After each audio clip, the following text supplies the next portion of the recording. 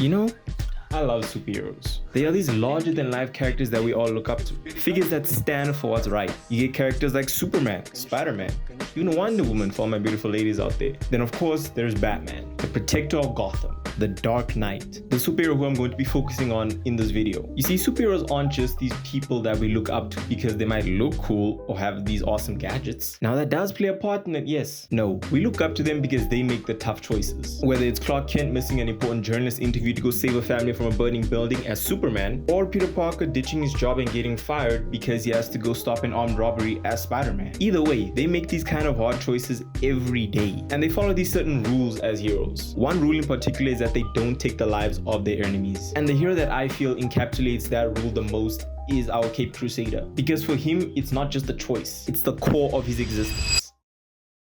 Now, by no means do I mean that Batman is the only hero that follows this rule. Heck, if most didn't, that would just make them anti-heroes. Stupid as that.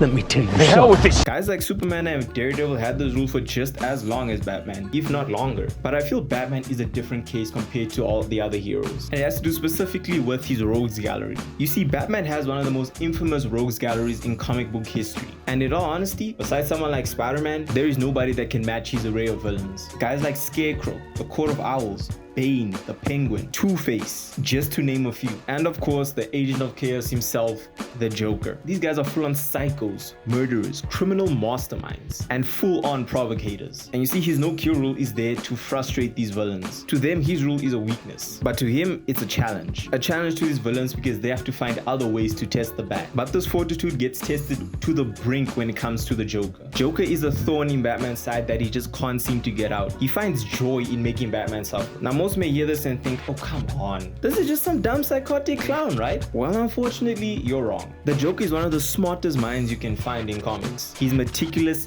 and he thinks about every move he's gonna make and how he can be funny to his absolutely twisted self. Every murder, every arson, every kidnapping, every victim torture, every single crime, it is all done with a goal: to push Batman to his absolute limit, to prove a point that him and Batman are the same, two sides of the same coin. All to prove that Batman is just one bad day from becoming him. In the 1988 story, The Killing Joke by Alan Moore, the Joker commits one of his most heinous acts to date. He breaks out of Arkham Asylum and assaults Jim and Barbara Gordon. He shoots Barbara through her spine and completely paralyzing her, who at the time had just recently retired from being Batgirl. He kidnaps Jim and subjects him to the most insane psychological torture you have ever seen, all for the goal of proving that anybody can have a psychotic break after just one bad day. And by the time Batman reaches the Joker, the tension is there. This wasn't just an ordinary crime like some robbery. These acts had affected personal lives. The damage was done. Barbara would never walk again, and Jim was utterly traumatized and humiliated. After all this, Batman had every reason to kill him, even more so than he already had, and nobody would even blame him for doing it. It literally felt like the story was daring Batman to end the Joker right then and there, but he doesn't. He in fact offers a hand to the Joker, offering to help get the Joker rehabilitation, offering to help him change. Now, he doesn't do this because he thinks the Joker deserves mercy. Far from this, actually. He does this because he's not going to let the Joker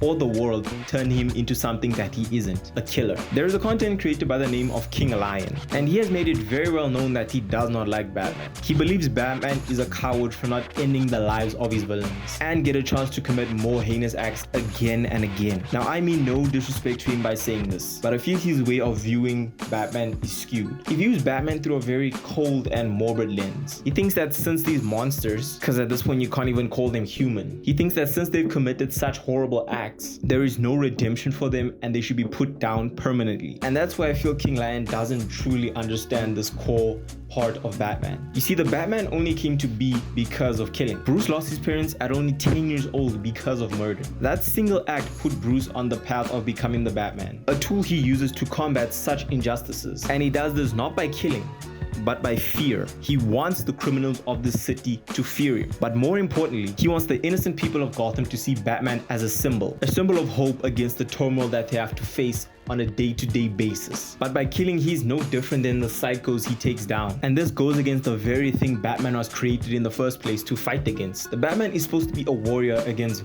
killing and villainous acts, a light in the darkest of times. But how can he be that hero of justice especially against killing when he himself kills. Batman's no-kill rule is not weakness. It is greatest strength. Every night he walks into the same darkness that created him. He faces killers, sadists, and all these kinds of monsters on the daily without rest. But he never lets that darkness consume him and decides who he is. He endures it. And that endurance is what defies Batman. Even though killing would be easier. One decision, one act. Gotham's worst problems could disappear overnight. The Joker, Bane, Scarecrow, all gone, but all at the cost of Batman's soul. Doing this, he would prove that violence is the only answer, and that is exactly what his villains want him to believe. In Under the Red Hood, Jason Todd tells him that not killing the Joker makes him weak, but Batman's answer explains everything.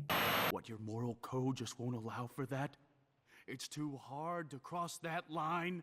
No! God almighty, no! It'd be too damned easy. All I've ever wanted to do is kill him. A day doesn't go by when I don't think about subjecting him to every horrendous torture he's dealt out to others, and then end him. But if I do that, if I allow myself to go down into that place, I'll never come back. When he says this, it's not just about the criminals. It's about control. Once Bruce crosses that line, the symbol of Batman dies and replaced by another man with a gun and a grudge. In the end, Gotham doesn't need another killer. It needs a man who will fight forever without ever crossing that line. It's not about what he refuses to do. It's about what he refuses to become.